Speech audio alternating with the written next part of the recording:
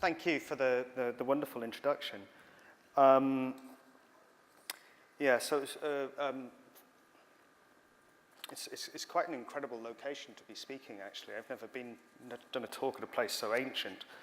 Flattime House has been delighted to collaborate on this wonderful exhibition opening tonight and for the inclusion of John Latham's amongst such fantastic artistic company.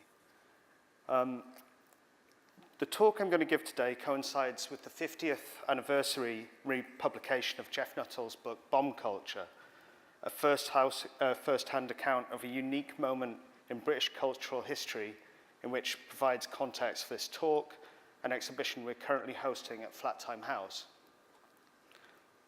In the 1950s and 60s, London underwent a cultural revolution which altered forever the trajectory of contemporary art and gave rise to a radical reformulation of artistic production.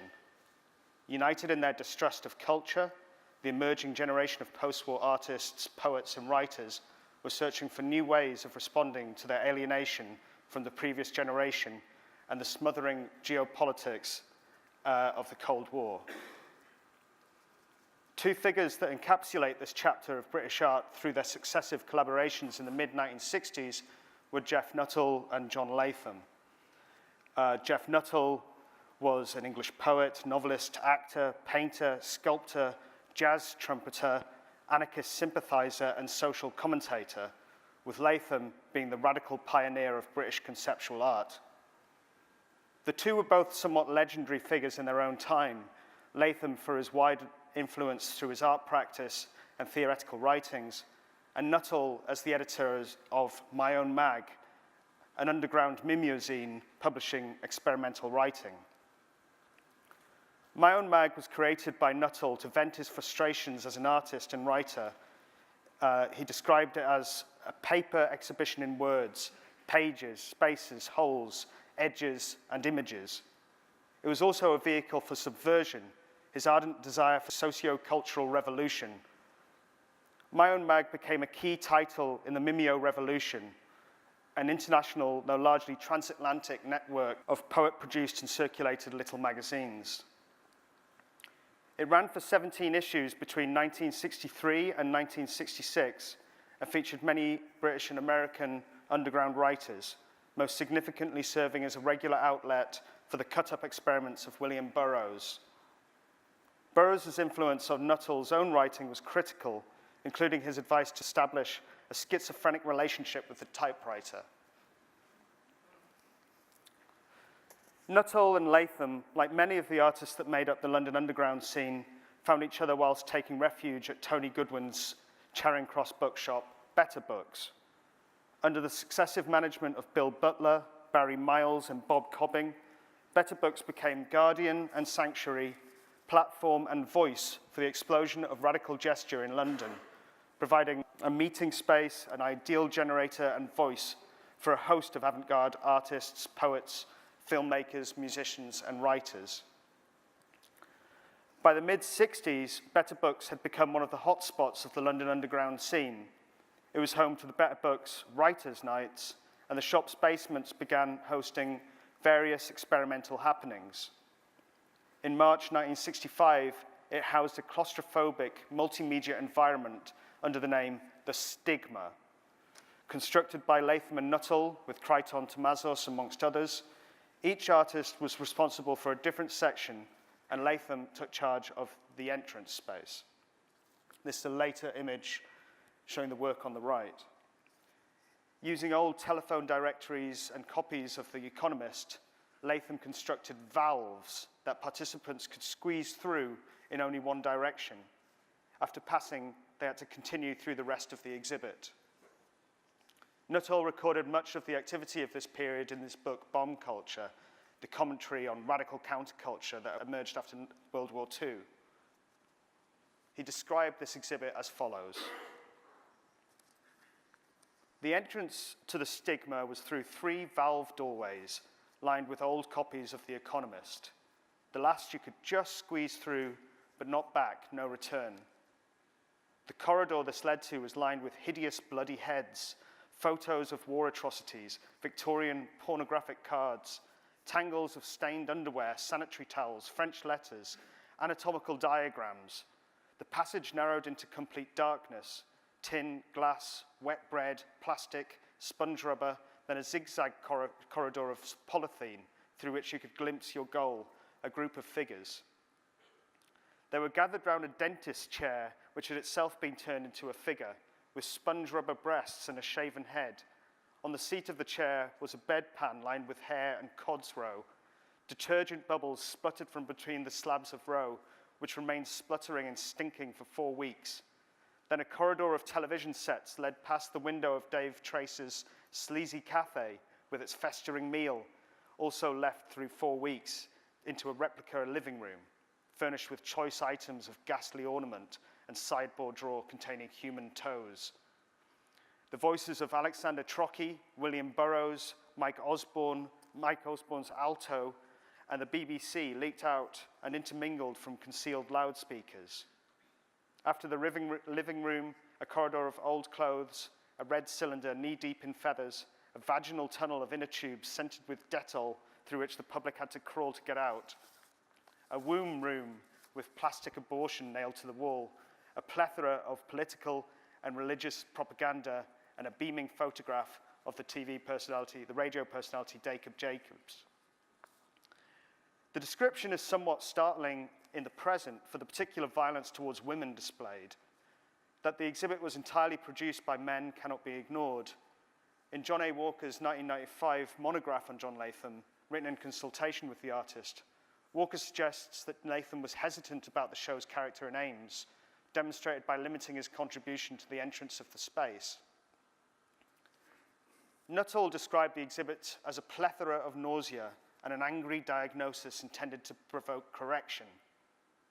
Nuttall sought committed art that would shock people into supporting the pacifist cause of the campaign for nuclear disarmament. In Nuttall's mind, the disturbing contents of the exhibit was presumably intended to highlight the horrors being committed around the world as a result of the Cold War and a suggestion of potential horrors to come. The stigma was in part a critical response to the idealism of an earlier project, Sigma. Alexander Trocchi, a poet, novelist, translator, and editor, had proposed Sigma as a wide-ranging project and radical transformation of society. Trocchi was originally from Scotland, but had previously lived a bohemian lifestyle in Paris and New York. As a result of his experiences, he knew avant-garde writers such as Samuel Beckett, William Burroughs, and Allen Ginsberg. Here he is with Ginsberg in London, and had helped found the Situationist International in the 1950s. Trocchi had proposed the concept of Sigma in a manifesto published in the underground press. He described it as such: Sigma is a word commonly used in mathematical practice to designate all, the sum, the whole. It seemed to fit very well with our notion that all men must eventually be included. This is the first draft. Trocchi argued that political attempts at change and the prevalent models for education had failed. In their place should be an invisible insurrection, a cultural revolution to reveal suppressed creativity. He envisaged Sigma as a spontaneous university, a part of an international network of autonomous, unpolitical, economically independent universities. Other situationists found his proposals vague. They described them as a loose cultural venture, subsequently expelling him from the group. Jeff Nuttall was more animated about the idea than the Situationist International. In July 1964, he organized a radical gathering at Braziers Park, a country house in Oxfordshire. This location was not prepared for what came its way. Nuttall describes the occupants as a community of, and I quote, quiet, self-sufficient, middle-class intellectuals, totally square with heavy tones of Quakerism and Fabianism. Those attending the event, besides Trocchi, Nuttall, and Latham, included Bob Cobbing, David Cooper, Aaron Esterson, R.D. Lang, Bieber Levrin, Tom McGrath, Joe Schoenstein. The holistic claim of Sigma, its critical attitude towards categorization and hierarchical educational systems, and promise of a new beginning for those methodologies, intrigued Latham and encouraged him to participate. Here's an image of John in the center at Sigma, at Brazier's. A couple of days of talks left Latham disillusioned with Sigma. He felt it lacked the coherence of his own concept, event structure, developed by Latham separately and in tandem. Sigma failed to materialize at Brazier's Park. The group was too highly individualistic to agree on common aims, logistics, and finances. However, we are left with a record of Latham's work produced at the space. In what has been recorded as a silent act of commentary, Latham got up one morning at 7, spray-painted a large, dense black circle to a wall, and plastered on a book at the very edge of the newly painted perimeter. Nuttall recalls the occasion in Bomb Culture, melodramatically and with a sense of glee. I quote, "A smell woke me up. On the stairs it was stronger, a cheap scented chemical kind of smell. I expected chaos in the lounge and vaguely intended clearing it up. I opened the lounge door. John Latham met me with a steady, staring eye. There's something about Latham at such moments that is mad beyond madness, a staring, immovable, shocked and shocking inner violence. Latham had taken a book and stuck it to the wall with polyfiller and shot black aerosol all over the book and wall in a big explosion of night. That was the smell. Otherwise, the room was tidy. Until breakfast time, John reassured me that the faithfuls had given him permission to do a mural. Later, it gave cause to serious mental distress to aged community members.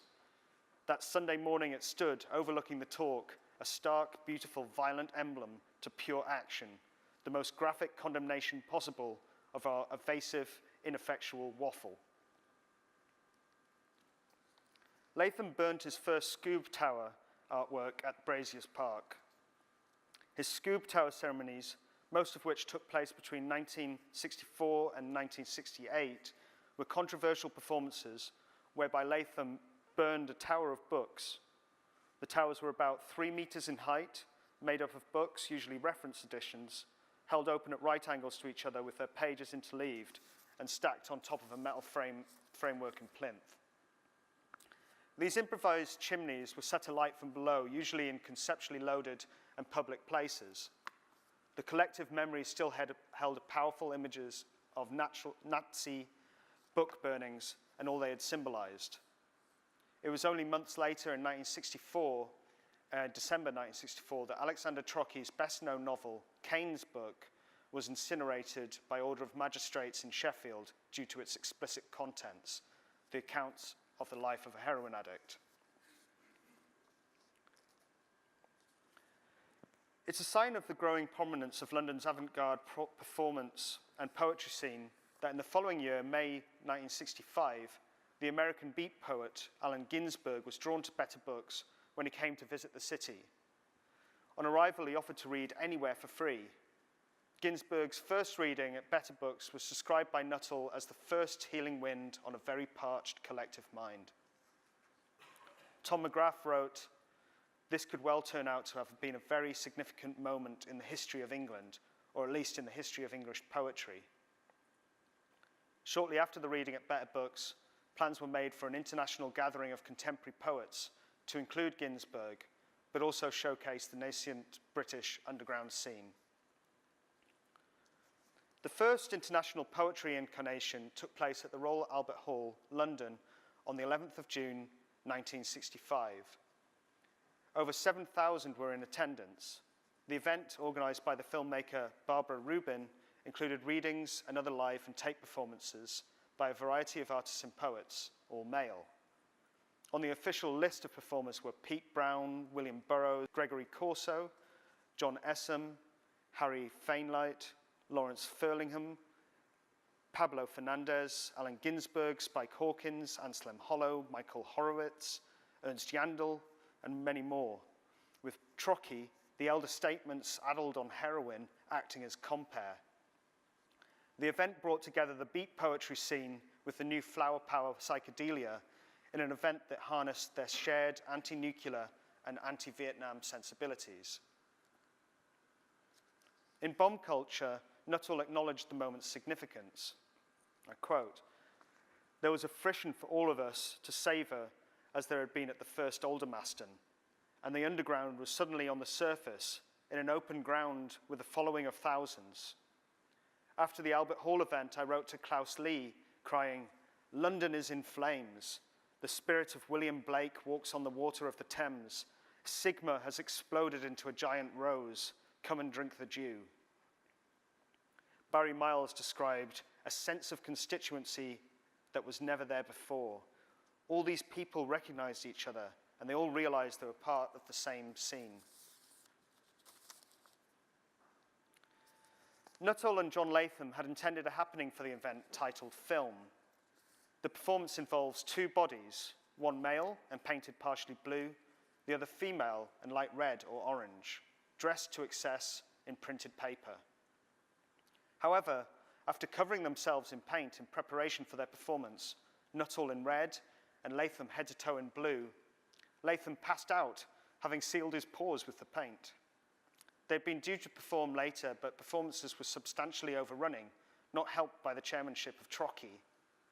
With the performances still overrunning, a hot bath was needed for them to recover, but the only bath in the building was the dressing room of Sir Malcolm Sargent, Britain's leading conductor of choral works at the time. Nuttall ran a bath and began to bathe Latham. They were promptly discovered by a caretaker whilst in the bath together. Assuming a beatnik outrage was underway, they were rejected from the building. Barbara Stavini, that we continue work with, always complains that she had to stay afterwards and clean the bath after them. The two protagonists were intended to represent a Dionysian poet and a Apollinarian poet. Red and blue symbolize the two traditions, one informal and romantic, the other formal and classical. The two would stage a fight, ripping the book pages from one another. The performance was realized later that year by Latham and Nuttall at the Theatre Royal Stratford East, and with the new title, Juliet and Romeo, was performed twice during the Destruction and Art Symposium of 1966. Its final presentation was during the Experimental Fall Festival of Experimental Film in Belgium over New Year in 1967-8. On that occasion, Latham was collaborating with the artist Geoffrey Shaw with costumes including inflatable and pyrotechnic elements. In the subsequent years, Latham's work became increasingly conceptual and theoretical, pulling him away from such crossovers into popular culture. The two were not to formally collaborate again. Nuttall later recalled, I quote, a shift between 1966 and 67 from poetry and art and jazz and anti-nuclear politics to just sex and drugs, the arrival of capitalism. The market saw that these revolutionaries could be put in a safe pen and given their consumer goods. What we misjudged was the power and complexity of the media, which dismantled the whole thing. It brought it up, and this happened in 67, just as it seemed that we'd won. In a time of increasing global instability, we can look back to how artists previously responded to such pressures. The spirit of the collaborations of Latham and Nuttall and this radical chapter of British art allows us to rediscover the artistic freedom that emerges from a rejection of authority and societal expectations. Thank you.